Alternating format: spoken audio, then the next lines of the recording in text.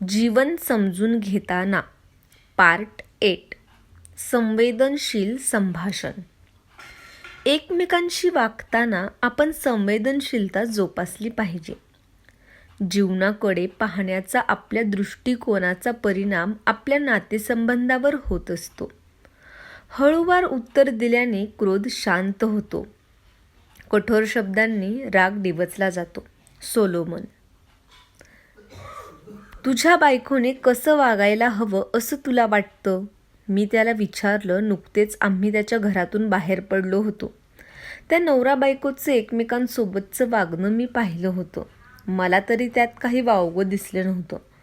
नाही, तुम्हाला वाटतं तसं काही नाही, तो संकोचून म्हणाला. मला असं म्हणायचं आहे की हल्ली आमच्यात सारखे वाद किंवा भांडणं होत असतात. माझ्यात बदल घडवून आणायच्या ती सारखी प्रयत्न करत असते. तिच्या सूचना सुरू झाल्या की परिणामतः मी तिथून निघून जातो. ते ऐकून मला धक्का बसला. चार चौघात वागण्याची लोकांची रीत किती वेगळी असू शकते. एकांतात ते कसं वागतात याचा अंदाज त्यावरून लागू शकत नाही. अरे, आता काही वेळापूर्वी मी तुमच्या प्रेमळ पाहुणचाराचा अनुभव घेतला आहे. मला वाटतं की आपल्याबरोबर कोण आहे त्यावर आपलं वागणं अवलंबून असतं. त्याने स्पष्टीकरण दिलं. आम्हा दोघांच्या नात्यात पूर्वीचा गोडवा कसा आणता येईल? मगाशी तुम्ही घरातील आमचं जे वागणं पाहिलं ते अमेरिकेत असताना तसं होतं. परंतु हळूहळू तो गोडवा कमी होत चालला आहे असं का व्हावं? या संदर्भात खूप काही बोलण्यासारखं होतं. त्याला दिलासा द्यावा म्हणून मी सुरुवात केली. फक्त लग्नात नाही तर प्रत्येक नात्यात असं घडतं. आपण जर नात्यांप्रती सजग राहून ते टिकवण्याच्या दृष्टीने मनापासून प्रयत्न केले नाहीत तर त्या नात्याची रंगत कमी होत जाते. आपल्याला त्याची अडगळ वाटू लागते. मुळात दुसऱ्या व्यक्तीचा आदर करण्याची सवय आपल्याला लागायला हवी.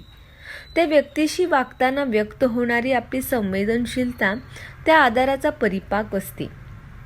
त्याला सांगण्यासारखा एक छोटासा प्रसंग माझ्याकडे होता. कठोर शब्द. लंडनच्या हिथ्रो विमानतळावर आमचं विमान उतरलं. त्या क्षणी सीट बेल्ट काढून टाकत उतरण्यासाठी प्रवाशांची लगबग सुरू झाली. सीट बेल्ट बांधलेला ठेव या सूचनेकडे सर्वांनी सोयीस्कर दुर्लक्ष केलं होतं. डोळे मिटून घेत मी जागेवर बसून राहिलो. उतरल्यावर आपल्याला काय काय करायचं आहे हा विचार माझ्या मनात होता. लंडनला येण्याची माझी ही 9वी वेळ होती. इमिग्रेशनच्या लांब रांगा, कन्व्हेयर बेल्टवरून येणारं सामान आणि अरायव्हलपाशी उभे असलेले माझे मित्र या सर्वांची मला आता सवय झाली होती. उतरणाऱ्यांची गर्दी कमी झाल्यानंतर मी चपळपणे सीट बेल्ट उघडत हातपाय ताणून दिले. मुंबई ते लंडन हा 9 तासांचा प्रवास आहे. लंडनमध्ये धो कोसळणाऱ्या पावसामुळे गेला पाऊण तास आमचं विमान लंडनवरती घिरट्या घालत होतं. विमानाच्या स्टाफपैकी एकाने वरच्या केबिनमधून माझी बॅग काढून दिली. संपूर्ण प्रवासात त्याची तत्पर सेवा वाखाणण्याजोगी होती. त्यातून माझ्या अंगावरची भगवी वस्त्र, ती पाहून कदाचित मला थोडी अधिक चांगली वागणूक मिळत असावी. कधी एखादी जास्तीची उशी किंवा थोडा जास्त टोमॅटो ज्यूस अशी विशेष सेवा मिळावी हा माझा अधिकार नक्कीच नाही. त्यामुळे त्याबद्दल मी आवर्जून त्यांचे आभार मानतो. परदेश प्रवासात मी कमीत कमी सामान घेतो. साधक असल्यामुळे सकाळ, दुपार, संध्याकाळ कोणते कपडे घालायचे हा प्रश्नच नसतो. केवळ भगवी कफनी केसांची काळजी घेणं निकालात निघालं आहे, कारण मुंडन केलं आहे. बॅगचा आकार लहानसा असतो. माझं स्वतःचं फारसं सामान नाही. स्वतःच्या मालकीच्या वस्तू जितक्या कमी तितके तुम्ही काळजी आणि चिंतेतून बाहेर पडता. आयुष्यातल्या महत्त्वाच्या बाबींचा विचार करण्यासाठी मन अधिक मोकळं राहतं. हिथ्रो विमानतळावर तुमचं स्वागत आहे. समोरच्या त्या पाटीवर येमन वॉर्डर या बीफ इटरचं चित्र आहे. तो कोणी गोमांस खाणारा व्यक्ती नाही. भूतकाळात लंडनच्या टॉवरमध्ये ठेवलेल्या कैद्यांवर पहारा देणं आणि क्राऊन ज्वेल्सची सुरक्षा पाहणं ही कामं करणारा तो राखणदार होता. मी चालायला सुरुवात केली. तितक्यात स्वामीजी अशा हाका मारत, मला हात दाखवत गर्दीतून वाट काढत एक स्त्री माझ्या दिशेने धावत येऊ लागली. तुमची बॅग धरू का मी? वास्तविक माझ्या हातात लहान काळ्या रंगाची लॅपटॉप बॅग तेवढी होती. त्यासाठी तिची मदत घेणं जरा विचित्र दिसलं. नको, आभारी आहे मी तुमचा, मी उत्तर दिलं. आजूबाजूचे लोक आता आमच्याकडे पाहत होते. घेऊ द्या ना बॅग मला जड नाही होती, तिनं आग्रह धरला. नाही, त्याची काहीच गरज नाही. त्याऐवजी आपण इमिग्रेशनच्या रांगेत एकत्र उभे राहूयात. तिच्या हेक्याने किंचित अस्वस्थ होत मी म्हटलं, सतत परदेश प्रवासाने चारचौघात वावरणं यामुळे मला फार मोलाचा धडा मिळाला आहे. पहिल्या भेटीत कोण कसं वागतं त्यावरून त्याला जोखण्याची सवय अयोग्य आहे. प्रत्येकाची कथा रंजक असते, आपल्याला ती माहीत नसते इतकंच. ती स्त्री 35शी असावी. तिनं अंगात उबदार काळा कोट घातला होता. लंडनच्या थंडीसाठी ती सज्ज होती. तिच्या हातात चार चाकांची छोटी तपकिरी बॅग होती. तिच्या कोटाच्या खिशातून डोकावणाऱ्या पासपोर्टच्या निळ्या रंगावरून माझ्या लक्षात आलं की ती भारतीय होती. मी मानसी, तुम्हाला भेटून आनंद वाटला. तुमच्या भगव्या वेशाने माझं लक्ष वेधलं, ती म्हणाली. बरोबर आहे, हा रंग आहेच तसा. माझं उत्तर ऐकून ती थोडीशी हसली. काय करता तुम्ही? मी स्कुबा डायव्हिंग इन्स्ट्रक्टर आहे, तिने अभिमानाने सांगितलं. अरे वा, कदाचित या हवेत तुमची गरज पडू शकते आम्हाला, मी नम्रपणे म्हणालो. रात्रीपासून इथे सतत वादळी पाऊस कोसळत होता. ब्रिटिश बेटांवर एप्रिल महिन्यात नेहमीच असं वातावरण असतं. अचानक तिने विचारलं, तुम्ही इस्कॉनशी संबंधित आहात का? तिचा स्वर किंचित बदलला होता. गप्पा संपून कामाचं बोलण्याची वेळ आली होती हे माझ्या लक्षात आलं. परमपूज्य भक्ती वेदांत स्वामी श्रील प्रभुपाद यांनी इस्कॉन या संस्थेची स्थापना केली. त्यांचे अनुयायी त्यांना श्रद्धेने श्रील प्रभुपाद असं संबोधतात. ही संस्था आध्यात्मिक प्रवृत्तीच्या लोकांची आहे. मी देखील तिचा हिस्सा आहे. हो, मी अडखळत उत्तर दिलं. तिच्या चेहऱ्यावरची नाराजी लपत नव्हती. तिचं पुढचं वाक्य झटक्यात आलं. असं? आजवर मी जे इस्कॉन मंदिरात गेल्या आहे त्यापैकी सर्वात वाईट म्हणजे इस्कॉन चौपाटी. माझं अर्ध आयुष्य तिथंच गेलं आहे हे तिला कसं माहीत असणार? असं का म्हणता? तुम्हाला काही वाईट अनुभव आला आहे का? मी चौकशी केली. रांग थोडी पुढे सरकली. नाहीतर काय, भयानक अनुभव आला आहे मला. माझा आध्यात्मिक मार्ग कोणता हे जाणण्याची उत्सुकता तारुण्याच्या उंबरट्यावर असताना मला वाटू लागली होती. मला भगवद्गीतेचा अभ्यास करायचा होता. इस्कॉन चौपाटीच्या वेबसाईटवर मला ऑनलाईन कोर्स मिळाला. त्यामुळे गीतेच्या प्रत्येक श्लोकाचा सखोल अभ्यास करणं मला शक्य होणार होतं. त्या कोर्सला प्रवेश घेण्यासाठी मी अगदी उत्सुकतेने मंदिरात प्रवेश केला. आपलं बोलणं आजूबाजूच्यांनी ऐकू नये म्हणून मानसीने मान खाली घातली. तरीही काही डोकी आमच्या दिशेने वळली. मी डेस्कच्या दिशेने गेले. कानात इयरफोन अडकवून लॅपटॉपवर टाईप करणारे एक गृहस्थ तिथे बसले होते. ते सांगू लागले. मी समोर उभी आहे हे त्यांच्या गावीही नव्हतं. कितीतरी वेळाने ते त्यांच्या लक्षात आलं. त्रासलेल्या चेहऱ्याने डाव्या कानातील इयरफोन काढत ते खेकसले. काय हवं आहे? त्याच्या उद्धटपणामुळे मला धक्का बसला. स्वतःचा सावरत मी सांगितलं, तुमच्या भगवद्गीतेचा मोठा कोर्स मला करायचा आहे. जर्नी ऑफ सेल्फ डिस्कव्हरी हा कोर्स तुम्ही केला आहे का? ते वसकले. मी नम्रपणे बोलत होते, विनंती करत होते, पण ते स्वतःच्या धुंदीत होते. हो, याच मंदिरात केला आहे. माझं उत्तर ऐकून दुसऱ्या कानातील इयरफोन काढत त्यांनी थेट माझ्याकडे पाहिलं. काउन्सिलर आहे का तुमचा? मी अवाक झाले. काउन्सिलर? त्याची काय गरज? माझ्या जीवनात सगळं काही ठीकठाक चाललं आहे. इस्कॉन चौपाटीमध्ये उत्साही शिलेदारांना अध्यात्माच्या वाटेवरून नेण्यासाठी गुरुशिष्य परंपरा आहे हे मला तोवर माहीत नव्हतं. त्यामुळे माझ्यात काहीतरी वर्तणूक दोष असल्यामुळे मला काउन्सिलरची गरज आहे असं ते गृहस्थ सुचवत असावे असा माझा समज झाला. त्यावर ते पुढे म्हणाले, तुमचे कोणते काउन्सिलर असेल तर तुम्ही मंदिरातील कार्यक्रमांना नियमित उपस्थित राहत असाल आणि तिथले अनेक नियम पाळत असाल तरच तुम्हाला या कोर्सला प्रवेश घेता येईल. वेबसाईटवर तसा स्पष्ट उल्लेख आहे. असं सांगत माझ्या उत्तराची वाटही न पाहता दोन्ही कानात इयरफोन खुपसून ते पुन्हा लॅपटॉपकडे वळले. माझ्या माहितीनुसार अशा कुठल्याही सूचना वेबसाईटवर नव्हत्या. ज्या विचित्र सूचनांचा उल्लेख त्यांनी केला होता त्या मी आजवर ऐकलेल्या नव्हत्या. मला एकतर भगवद्गीता शिकायची होती. माझ्याशी किती उद्धटपणे वागले होते ते गृहस्थ. माझी अशी संभावना तीही एखाद्या मंदिरात होईल हा विचारही मी कधी केला नव्हता. तिथल्या लोकांना अशा पद्धतीने वागण्याची मुभा असेल तर मी आयुष्यात पुन्हा कधी तिथे पाऊल टाकणार नाही. मी मानसीला शांत करण्याचा प्रयत्न केला. तिची तक्रार ऐकून रांगेतील अनेक जण माझ्याकडे जळजळीत कटाक्ष टाकत होते. तुम्हाला जो वाईट अनुभव आला त्याबद्दल मी खेद व्यक्त करतो. त्या दिवशी तिथे जे कोणी होते त्यांनी तुमच्याशी इतक्या निष्काळजीपणे वागायला नको होतं. बोलणं थोडंसं सकारात्मकतेकडे वळवण्यासाठी मी म्हणालो, जर्नी ऑफ सेल्फ डिस्कव्हरी हा कोर्स तुम्ही केला आहे तर कोण होते तुमचे मार्गदर्शक? ती पुटपुटली, गौर गोपाल दास. माझा चेहरा इतका विसरण्याजोगा आहे का? या विचाराने मला मनातून हसू आलं. मी कसं शिकवतो आहे हे निपक्षपातीपणे जाणून घेण्याची उत्तम संधी माझ्यासमोर होती. मीच तो गौरगोपाल दास होतो हे तिच्या अद्यापही लक्षात आलं नव्हतं. आवंढा गिळत मी विचारलं, मग आवडला का तुम्हाला कोर्स? मार्गदर्शक बरे होते का? वेगळं काही शिकायला मिळालं का? फारच छान होती ते. बोलण्यात स्पष्टता आणि विनोदी अंगाने सांगण्याची शैली होती त्यांची. मी हुश केलं, चला सकारात्मक अभिप्राय. ती पुढे काही बोलण्यासाठी मी पटकन म्हणालो, मॅडम मीच तो गौर गोपालदास आहे. अतिस्तुती डोक्यात जाते. काहीतरी काय? ती अविश्वासाने ओरडली. त्याबरोबर इमिग्रेशन अधिकाऱ्याने जागेवरून मान वर करून पाहिलं. पुढच्या क्षणी त्यांच्या चेहऱ्यावर निर्विकार भाव आले. मानसीचा चेहरा संकोचाने लाल झाला. तुम्हाला हवं तर मला पासपोर्ट आणि कागदपत्रे दाखवू शकतो, मी विनोदाने म्हटलं. मला माफ करा, तेव्हा तुम्हाला चष्मा होता असं वाटतं. आता चष्मा नाही का लावत तुम्ही?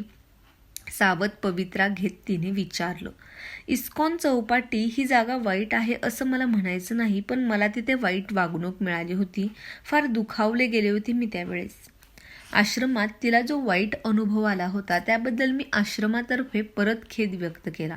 तुम्ही आता पुन्हा आम्हाला भेट द्या. गीतेच्या प्रगत शिक्षणासाठी काही थोडे निकष आहेत, पण मी तिथे जो साप्ताहिक वर्ग घेतो त्याला तुम्हीही हजेरी लावू शकता असं म्हणत मी तिला शुभेच्छा दिल्या. किंचित संकोचाने ती पुढे म्हणाली, तिथल्या अधिकाऱ्यांची तिला पासपोर्ट स्कॅन करून तपासल्यानंतर मला ती बॅगेज कक्षात दिसली नाही. माझी पाळी येताच मी पासपोर्ट तिथल्या कडक अधिकाऱ्याच्या हातात दिला.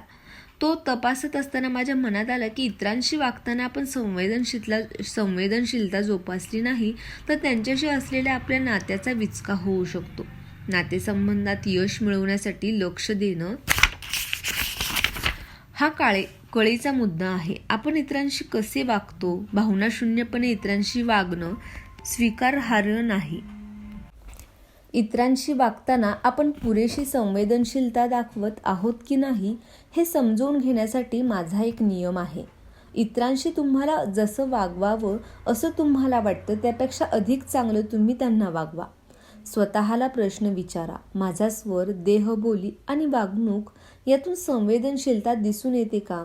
माझं सांगून होताच हॅरीने विचारलं, पुन्हा कधी भेटलात का तिला? जे गृहस्थ तिच्याशी कठोरपणे बोलत होते त्यांना ती क्षमा करू शकली का? सुदैवाने गीतेच्या माझ्या संध्याकाळच्या सत्रांना तिने आश्रमात हजेरी लावायला सुरुवात केली. त्यावरून मी म्हणेन की तिने त्या गृहस्थांना क्षमा केली. छान, उत्तम असं म्हणून संभाषणाचा ओघ पुन्हा स्वतःकडे कसा वळवायचा या विचारात हॅरी पडला. तर मग तो बोलू लागला, माझी बायको, तिच्याबरोबर वागताना संवेदनशीलता दाखवणं फार कठीण आहे.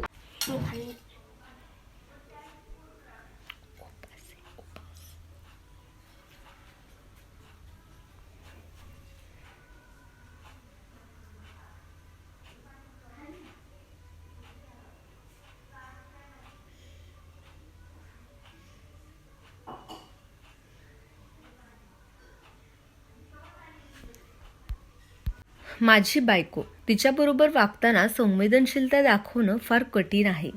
मला ऑफिसमध्ये खूप वेळ द्यावा लागतो. थकून भागून घरी आल्यावर तिचा चढलेला पारा पाहून मलाही राग येतो. त्यानंतर माझ्याकडूनही अधिक उनं बोललं जातं. आपण सतत जिच्या सहवासात असतो त्या व्यक्तीशी आपलं असं वागणं आपल्यालाच त्रासदायक ठरतं. याला अतिपरिचय अवज्ञा असं म्हणतात. मी उत्तर दिलं. कुणाशीही अतिजवळीक निर्माण झाली की आपण त्याचं मूल्य विसरून जातो. त्यांच्याशी वागण्याची योग्य पद्धत आपण बाजूला टाकतो. मी इतर 100 साधकांबरोबर राहतो, त्यावरून मी खात्रीने सांगतो की असं जगणं खरोखर आव्हान आहे. 20 वर्षापूर्वी मला एक धडा मिळाला, त्यामुळे तिथून पुढे प्रत्येक नातेसंबंधात वागण्याची माझी रीत आमूलाग्र बदलली आहे. वृत्ती तारतम्य दाखवत नाही. व्याख्यानं देण्यासाठी मी संपूर्ण वर्ष जगभर भ्रमण करत नसतो. मुंबईत असताना मी इतरांसारखाच एक साधक असतो. व्रतस्थ जीवन जगण्याचा निर्णय घेण्याआधी मी पुण्यातल्या एका मध्यमवर्गीय कुटुंबातील लाडावलेला मुलगा होतो. जगभरातील मुलांप्रमाणे मलाही वाटायचं की माझी आई सर्वोत्तम आहे. आजही तसंच वाटतं. माझं खाणं, पिणं, कपडे, धुणं, इतर स्वच्छता हे सगळं ती पाहायची. कुठल्याही गोष्टीसाठी मला वाट पाहावी लागायची नाही. त्यामुळे मी जेव्हा अध्यात्म मार्गावर वाटचाल करायचं ठरवलं तेव्हा तिला किती धक्का बसला असेल हे तुम्ही समजू शकता. माझ्या खाण्यापिण्याची काळजी कोण घेणार ही चिंता तिला भेडसावू लागली. तिच्या प्रश्नांची उत्तरं सरळ होती. आश्रमात सगळ्यांचे एकत्रित स्वयंपाक होत असते, परंतु उर्वरित सर्व बाबींसाठी स्वयंसिद्धता अपेक्षित होती. कठीण होतं ते सारं आत्मसात करणं. तिथे वॉशिंग मशीन नव्हतं. 2 बादल्या आणि मुठभर सामान. पहिल्यांदा कपडे धुतले तेव्हा मोठं दिव्य पार पाडल्यासारखं मला वाटलं. साबणाच्या पाण्यात अर्धा तास कपडे भिजवून नंतर ते स्वच्छ पाण्यात खळबळण्याची पारंपरिक पद्धत तिथे वापरली जात होती. अशा प्रकारे कपडे धुवून इतका उत्तम व्यायाम होई की व्यायाम शाळेमध्ये जाण्याची गरजही भासत नसे. कपडे पिळण्यामुळे माझ्या दंडाचे स्नायू पिळदार झाले होते. मला नवल वाटलं. त्या दिवशी मी कपडे धुवायला गेलो. तिथे साबणाच्या पाण्यात भिजत टाकून 40 मिनिटं झाली होती. शहराच्या दुसऱ्या टोकाला बोरिवलीला प्रवचन द्यायला जायचं असल्यामुळे मी थोडा घाईत होतो. त्यातून आता कपडे धुण्याचे कष्टदायक काम मला पार पाडायचं होतं. मी पटकन नळ उघडला. त्यासरशी भसाभसा पाणी येऊ लागलं. चपळाईने हालचाल करत मी पायाने बादली नळाखाली ढकलली. काय करत होतास? अचानक माझ्या मागून गंभीर स्वर आला. मी वळून पाहिलं. एक ज्येष्ठ गुरुबंधू तिथे उभे होते. काही नाही, कपडे धुतो आहे, मी आदराने उत्तर दिलं. हो हो हो, ते दिसत आहे मला, पण तू काय करत होतास? त्यांनी पुन्हा विचारलं. हेच, माझे कपडे धुतो आहे, मीही पुन्हा सांगितलं. त्यावर त्याच्या कपाळावर आठ्या उमटल्या. डोळे फिरवत त्यांनी मला विचारलं. हो, ते दिसत आहे मला, पण तू काय करत होतास? आता मात्र त्यांनी प्रत्येक शब्द ठासून उच्चारला. एव्हाना माझा संयम संपला होता. माझे कपडे धुतो आहे, नेमकं काय झालं आहे? प्रवचनाला पोहोचायला मला उशीर होत होता. तू त्या बादलीला लाथ का मारलीस? त्यांनी विचारलं. त्यात काय एवढं? साधी बादली तर आहे ना ती, मला ती पटकन नळाखाली सरकवायची होती. त्यात काय एवढं? त्यांनी प्रश्न केला. हे फार महत्त्वाचं आहे. गौर गोपाल नात्यासंबंधी मी जे शिकलो ते तुलाही सांगायला आवडेल मला. ही बादली किंवा आपल्या मालकीच्या इतर निर्जीव वस्तूंना आपण जर अनादराने किंवा भावनाशून्यतेने वागवलं तर कालांतराने आपण लोकांनाही तसंच वागवू लागू. माझ्या आयुष्यातील अशी वेळ आली होती. मी अनेक सुहृदय गमावत होतो. माझ्या एका मार्गदर्शकाने मला हा सल्ला त्यावेळेस दिला. भावनाशून्यता ही आपल्या वृत्तीची अढळ हिस्सा बनते. त्यानंतर निर्जीव वस्तू आणि सजीव माणसं यांच्यातील भेदाचं तारतम्य आपल्याला उरत नाही. म्हणूनच आपण जर निर्जीव वस्तूंना वाईट पद्धतीने वागवू लागलो तर आपल्याही नकळत ही भावनाशून्यता आपल्या मनात ठाण मांडून बसते. ते आपल्या स्वभावाचा भाग घेते आणि नातेसंबंध पोखरू लागते. एवढं बोलून माझ्या पाठीवर थोपटत छानसं हसून ते तिथून गेले. जाताना त्यांच्या तोंडी भजन होतं. त्याच्या पाठमोऱ्या आकृतीकडे पाहत मी श्रद्धेने हात जोडले. नळ बंद करून घडलेल्या घटनेचा मी विचार करू लागलो. आपल्या जीवनाचे तुकडे ज्याप्रमाणे जोडलेले आहेत त्याप्रमाणेच हे विश्व देखील जोडलेलं आहे.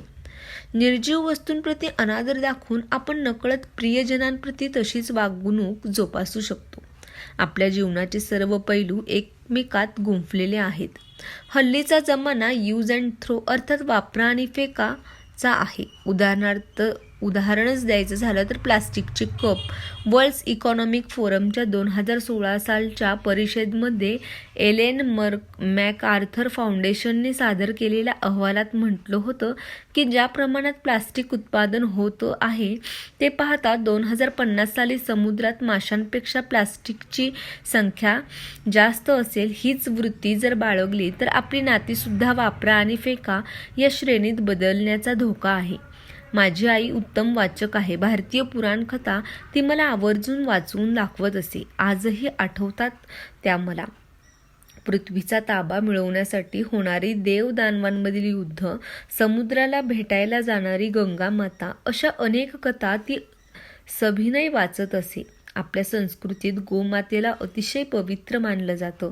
तिच्याही कथा आई सांगत असे.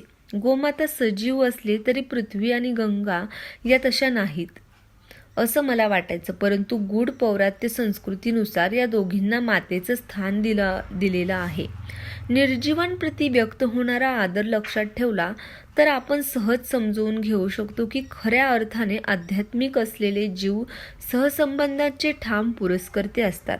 इतक्या सुंदर प्रकारे आजवर कुणी मला असं समजावून सांगितलं नाही, पण म्हणजे रोनाल्डो आणि मेस्सी यांना हे ऐकून धक्का बसेल, कारण त्यांच्या आयुष्याचं ध्येयच फुटबॉलला लाथा मारून गोल करणं हे आहे. हॅरी हसून म्हणाला, लात मारणं किंवा न मारणं हे इथे मुद्दाच नाही. मी पुढे म्हणालो, प्रत्येक गोष्टीची ठराविक उपयुक्तता असते आणि ती त्याच पद्धतीने वापरात आणावी लागते. यात काही वाद नाही.